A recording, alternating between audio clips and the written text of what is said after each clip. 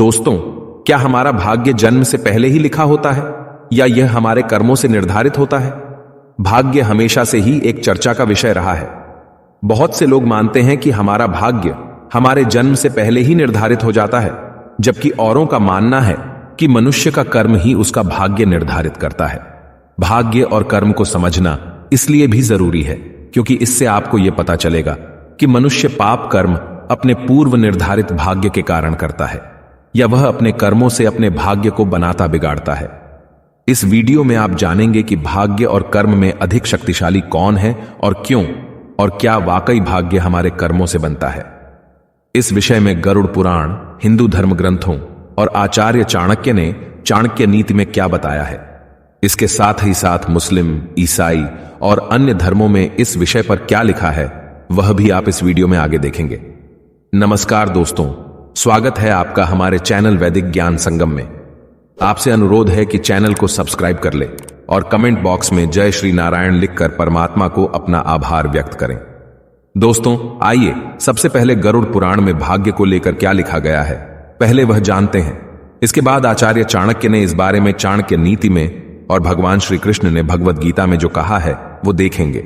हिंदू धर्म शास्त्रों में लिखा है कि मृत्यु के बाद केवल शरीर नष्ट होता है, लेकिन आत्मा कभी नहीं मरती।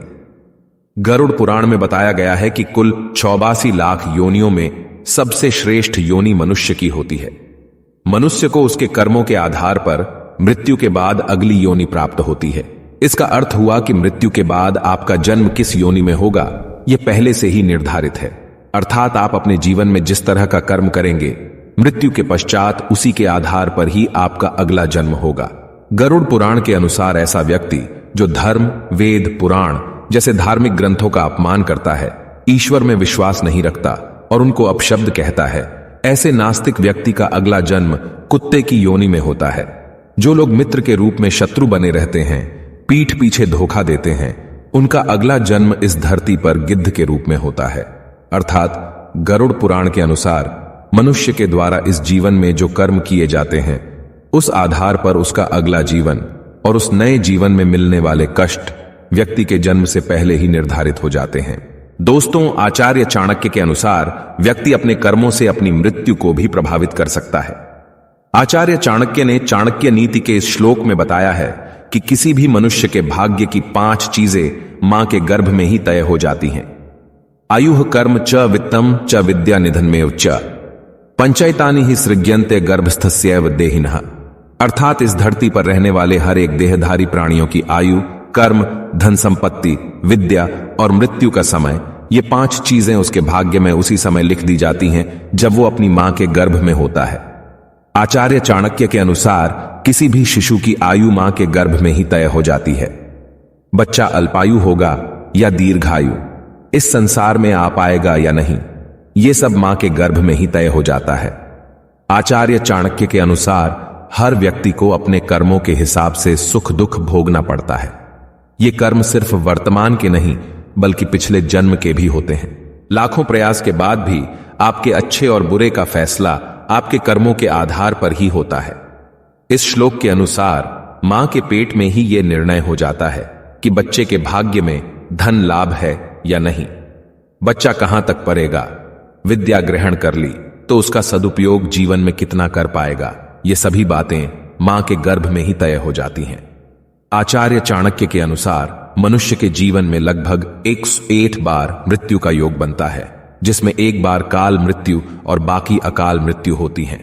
अकाल मृत्यु को कर्म और भोग से बदला जा सकता है, लेकिन काल मृत्यु को बदला नहीं जा सकता। आइए अब जानते हैं कि इस विषय में भगवान श्री कृष्ण ने गीता में क्या कहा है। दोस्तों, गीता में श्री कृष्ण ने बताया है कि मनुष्य का भाग्य किन चीजों से तय होता है। गीता के अनुसार मनुष्य अपने भाग्य का निर्माण खुद करता है। आए जीवन के हर एक कदम पर हमारी सोच, हमारा व्यवहार और हमारे कर्म ही हमारा भाग्य निर्धारित करते हैं। हिंदू धर्म शास्त्रों में भगवान श्री कृष्ण के जन्म की एक कथा बताई गई है, जिसमें कंस के लिए एक भविष्यवाणी होती है कि उसके भाग्य में देवकी की 8वीं संतान से वध होना लिखा है। यह भविष्यवाणी सच ना हो, इसके लिए कंस ने वह सब कुछ किया जो वह कर सकता था, लेकिन अंत में कंस की मृत्यु उसके भाग्य के अनुसार माता देवकी के 8वीं संतान श्री कृष्ण द्वारा ही हुई। कंस को अपने भाग्य से बचने के लिए इतना सब कुछ करने की जरूरत नहीं थी। उसे सिर्फ अपना कर्म सुधारने की जरूरत थी जो उसके अधिकार में था। अगर वह अधर्म छोड़कर धर्म के मार्ग पर आगे बढ़ गया होता तो हो सकता है भगवान उसे क्षमा दान दे देते, लेकिन वह अधर्म के मार्ग पर ही आगे बढ़ता गया और उन्हीं पाप कर्मों के कारण खुद ही मृत्यु को प्राप्त हुआ। सनातन धर्मशास्त्रों और पुराणों के अनुसार केवल कंस ही नहीं, इस संसार में जन्म लेने वाले हर प्राणी का भाग्य जन्म से पहले ही निश्चित होता है। कोई व्यक्ति कब जन्म लेगा, क्या करेगा और अपना पूरा जीवन कैसे व्यतीत करेगा, यह सब कुछ उसके जन्म से पहले ही निर्धारित होता है, जिसके अनुरूप ही उसका अगला जन्म होता है। लेकिन इसका अर्थ यह नहीं है कि हम सब कुछ भाग्य पर ही छोड़ दें, क्योंकि भाग्य भी कर्म से बदला जा सकता है। इस्लाम में भाग्य को किस्मत कहा गया है। किस्मत का मतलब है कि सब कुछ पहले से ही अल्लाह की मर्जी से होता है। हिंदू धर्म में भाग्य को प्रारब्ध कहते हैं। प्रारब्ध का मतलब है कि हमारा वर्तमान जीवन पिछले जन्मों में संचित किए गए सकारात्मक या नकारात्मक कर्मों का फल है। हिंदू पुराण कहते हैं कि हमारा भाग्य हमारे पिछले कर्मों से बनता है, परंतु यही भाग्य वर्तमान कर्मों से भी प्रभावित होता है। इसलिए हमें अपने कर्मों को सुधारने का प्रयास करना चाहिए और साथ में अपने भाग्य को भी स्वीकार करना चाहिए। बाइबल के अनुसार हमारी दुनिया में कर्म भाग्य से बड़ी भूमिका निभाता है। बाइबल कहती है कि परमेश्वर अपने लोगों को उनके कर्म के अनुसार ही अपने साथ रखते हैं और उसे हर मुसीबत से बचाते हैं। जो अपने कर्म पर अपने भाग्य से ज्यादा विश्वास करता है, ईश्वर उनके कर्म को ही नियति में बदल देते हैं। दोस्तों, क्या आपने कभी सोचा है कि कर्म और भाग्य में श्रेष्ठ कौन है? भाग्य और कर्म में से कौन ज्यादा महत्वपूर्ण होता है? यह एक बहुत ही विवादास्पद और व्यक्तिगत प्रश्न है। कुछ लोग कहते हैं कि भाग्य ही सब कुछ होता है, अन्य लोग कहते हैं कि कर्म ही सब कुछ होता है, जबकि बहुत से लोग मानते हैं कि भाग्य और कर्म दोनों ही महत्वपूर्ण होते हैं। पुराणों के अनुसार भाग्य और कर्म में कर्म को श्रेष्ठ माना गया है, क्योंकि भाग्य पर हमारा कोई नियंत्रण नहीं होता, परंतु कर्म पर होता है। कर्म से हम सब कुछ हासिल कर सकते हैं। दूसरे शब्दों में कहें तो कर्म फल ही भाग्य है। कर्म से ही भाग्य का निर्माण होता है, इसीलिए कर्म को ही श्रेष्ठ माना गया है। मेरा भी मानना है कि भाग्य और कर्म दोनों ही महत्वपूर्ण होते हैं, परंतु कर्म भाग्य से अधिक महत्वपूर्ण होता है, क्योंकि कर्म हमारा नियंत्रण में होता है, भाग्य हमारा नियंत्रण में नहीं होता है। कर्म से हम अपना भाग्य सुधार सकते हैं, भाग्य से हम अपना कर्म सुधार नहीं सकते। यदि आप कड़ी मेहनत करके सफल होते हैं तो वह भी आपके कर्म के कारण ही होता है, यानी आपको कर्म करते रहना होगा। लेकिन अगर आप सब कुछ भाग्य पर छोड़ देंगे तो आप कभी सफल नहीं होंगे। तो दोस्तों, भाग्य और कर्म पूरी तरह आपसे जुड़ा होता है।